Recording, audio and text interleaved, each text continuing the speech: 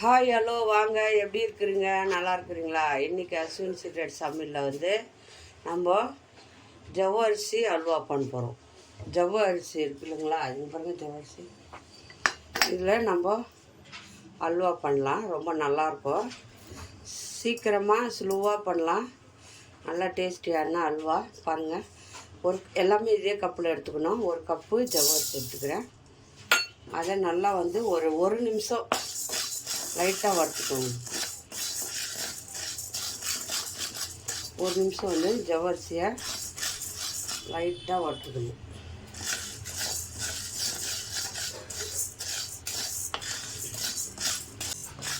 லைட்டாக சூடாகணும், ஏன்னா அது மிக்ஸி ஜாரில் போட்டு நம்ம பொடி பண்ண போகிறோம். அதுக்காக சூடு ஏற்றுறதுக்காக தான் போடுறது. அதுக்காக நல்லா கலராக வறுத்துடாதுங்க, சும்மா லைட்டாக சூடு ஏறுறதுக்காக.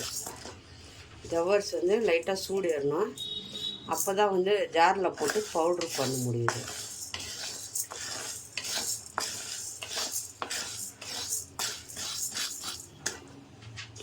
சூடாகல, லைட்டாக சூடாகும். எல்லார் வீட்டில் ஜவ்வரிசி இருக்கும் இல்லையா, பாயாசம் போடுற ஜவ்வரிசி அதுதான். பாருங்கள், இவ்வளோ சூடானால் போதும். லைட்டாக சூடாகிடுச்சு, ஒரு நிமிஷம் வறுத்துக்கோங்க. சூடானதும் ஆஃப் பண்ணிவிட்டு ஒரு 2 நிமிஷம் ஆற வச்சுடுங்க. ஆறின பிறகு ஜாரில் போட்டு பொடி பண்ணிக்கணும். நைஸாக அடிச்சுட்டு வந்துடணும்.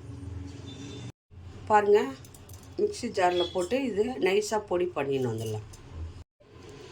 பாருங்கள், நல்லா நைஸாக வந்து பொடி பண்ணின்னு வந்தாச்சு. ஜவ்வரிசியை அதை போட்டுக்கோங்க. நல்லா இந்த பதத்தில் நைஸாக அரைச்சிட்டு வரணும். ஒரு பாத்திரத்தில் அகலமான, நம்ம வந்து இந்த அல்வா போடுறதுக்காக ஒரு இதில் நெய் ஊற்றி நெய் போட்டு மூடிங்க. 1 கப்பு ஜவ்வரிசி, 1 கப்பு கார்ன்ஃப்ளார், நம்ம சோள மாவு 1 கப் எடுத்துருக்கேன், அதையும் போட்டுக்கோங்க. இதை நல்லா மிக்ஸ் பண்ணிவிடுங்க. மிக்ஸ் பண்ணிட்டு கொஞ்சம் கொஞ்சமாக தண்ணி ஊற்றி நம்ம இதை நல்லா வந்து இதை பாருங்கள், இதெல்லாம் மிக்ஸ் பண்ணியாச்சு. தண்ணி கொஞ்சம் கொஞ்சமாக ஊற்றி தோசை மாவு பதத்துக்கு இதை கரைச்சிக்கணும். ரொம்ப தண்ணி ஊற்றாதுங்க, தண்ணியாக இருக்கக்கூடாது. தோசை மாவு எப்படி இருக்கும் அந்த மாதிரி கலக்கிக்கணும். எல்லாம் ஒரே பக்கமாக கலக்கிடுங்க. பாருங்கள், நல்லா இந்த மாதிரி இருக்கணும். தோசை மாவு பதத்துக்கு ரொம்ப கெட்டி இருக்கக்கூடாது, ரொம்ப தண்ணியாகவும் இருக்கக்கூடாது. கட்டி இல்லாமல் நல்லா கரைச்சிடுங்க. இது ஜவ்வரிசியும் கார்ன்ஃப்ளார் பாவும் ரெண்டுத்தையும் நல்லா இப்படி கரைச்சி எடுத்துங்க. சரிங்களா, ஆயிடுச்சு பாருங்க, கரைச்சிட்டேன். இந்த மாதிரி அளவு இருக்கணும். சரிங்களா, இப்போது நம்ம இந்த ஒரு பக்கம் வச்சுட்டு சுத்தமாக கட்டி இல்லாமல் கரைச்சி, தண்ணி அளவு கிடையாது, எவ்வளோ தண்ணி வேணுமோ அவ்வளோ ஊற்றிக்கலாம். ஆனால் தண்ணியாக இருக்கக்கூடாது, மீடியமாக. அது பாரு, இந்த மாதிரி கலக்கு. பாருங்கள், கப்பு அதே ஒரு கடாய் வச்சுக்கோங்க. ஜவ்வரிசி வறுத்தோம் இல்லையா, அதே கடாய் தான். 1 கப்பு ஜவ்வரிசி எடுத்தோம். ஸ்வீட் எவ்வளோ வேணுமோ அவ்வளோ போட்டுக்கோங்க. நான் ஸ்வீட் எவ்வளோ வேணுமோ அவ்வளோ போட்டுக்கோங்க. 2 கப்பு போட்டேன். இல்லை 1 கப்பு தண்ணி ஊற்றிக்கிறேன். பாருங்கள், இதை நல்லா வந்து சர்க்கரை கரைச்சிக்கோங்க. 2 கப்பு போட்டுருக்கேன். சுகர் உங்களுக்கு கம்மி வேணால் 1.5 கப்பு போட்டுக்கோங்க. இது சர்க்கரை நல்லா கரைஞ்சி வரட்டும். பாவப்பதெல்லாம் ஒன்றும் இல்லை, சர்க்கரை கரையணும், அவ்வளோதான். பாருங்கள், சர்க்கரை வந்து கரைஞ்சிடுச்சு. கரைஞ்சால் மட்டும் போதும் சர்க்கரை, பாவப்பதெல்லாம் எதுவுமே வேண்டாம். இப்போ வந்து நம்ம இது கரைச்சி வச்சுக்கிறோம் இல்லையா, இதை அப்படியே ஊற்றிக்கோங்க. இதில் அப்படியே ஊற்றிக்கோங்க. நல்லா கலக்குங்க, கட்டி இல்லாமல். கட்டி ஆகாது, கலக்கிட்டே இருங்க, கட்டி ஆகிடும். அப்படியே இல்லாமல் நல்லா கலக்கிடுங்க. அப்படியே கெட்டி ஆகி வரும். கைவிடாமல் பண்ணுங்கள், கை விட்டிங்கன்னா கெட்டி ஆகிடும். சிம்பிளாக பாருங்கள், நல்லாயிருக்கும். அவ்வளோதான். ஜவ்வரிசி, கார்ன்ஃப்ளார் மாவு, சர்க்கரை, இதில் ஒரு அல்வா, பாம்பே அல்வா மாதிரி இருக்கும். சாப்பிட்றதுக்கு நல்லாவும் இருக்கும். இதுக்கு ஒரு 2 ஸ்பூன் நெய் தான் வேணும், ரொம்ப நெய் கூட வேண்டாம். நான்ஸ்டிக் தவா இருந்தால் அது நான் உங்களுக்கு ஈஸியாக இருக்கும். ஒட்டாமல் வரும். நல்லா நான் தவா இருந்தால் இதை கொஞ்சம் ஒட்டு உஷாராக பார்த்து போட்டுக்கிறேன். 1 ஸ்பூன் நெய் போட்டுக்கிறேன்.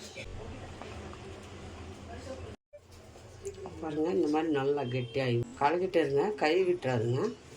கெட்டியாகும், சீக்கிரமாக கெட்டியாகிடும். இதில் சோள மாவு போட்டுக்கிருக்கோம் இல்லையா, அதனால் அல்வா அப்படியே கெட்டு சிம்பிளாக வீட்டில் இருக்கிற பொருள் வச்சு நம்ம இந்த அல்வா பண்ணலாம். பாருங்கள், நல்லா அப்படியே வந்து இந்த மாதிரி கெட்டியாகி வரும். நல்லா கலக்கிட்டே இருங்க, கை விட்டுறாதுங்க, கை விடாமல் கலக்கணும். அப்போ தான் இது வந்து அல்வா கரெக்டாக வரும். சிம்லேயே வச்சு பண்ணுங்கள், ஹையில் வைக்காதுங்க, ரொம்ப அடி பிடிச்சிடும். சிம்லேயே வச்சு பண்ணிங்கன்னா அப்படியே கரெக்டாக அப்படியே கடாயில் ஒட்டாமல் வரும். ஏன்னா நான் கலர் போடல, அப்படியே வெள்ளையாகவே அல்வா பண்ணுறேன். கொஞ்சம் இது போட்டுக்கோங்க, பாதாம் முந்திரி, பாதாமும் முந்திரி போட்டு நல்லா மிக்ஸ் பண்ணுங்க.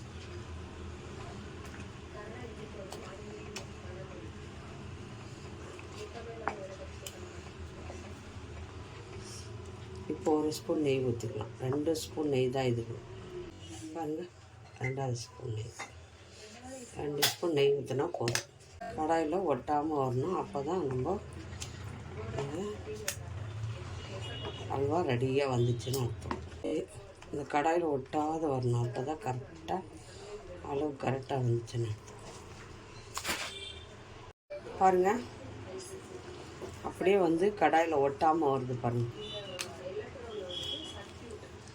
இந்த மாதிரி வந்ததும் நம்ம இதை நெய் தடவி வச்சுக்கிறோம் இல்லையா, அந்த பாத்திரத்தில் ஆற வச்சுக்கணும்.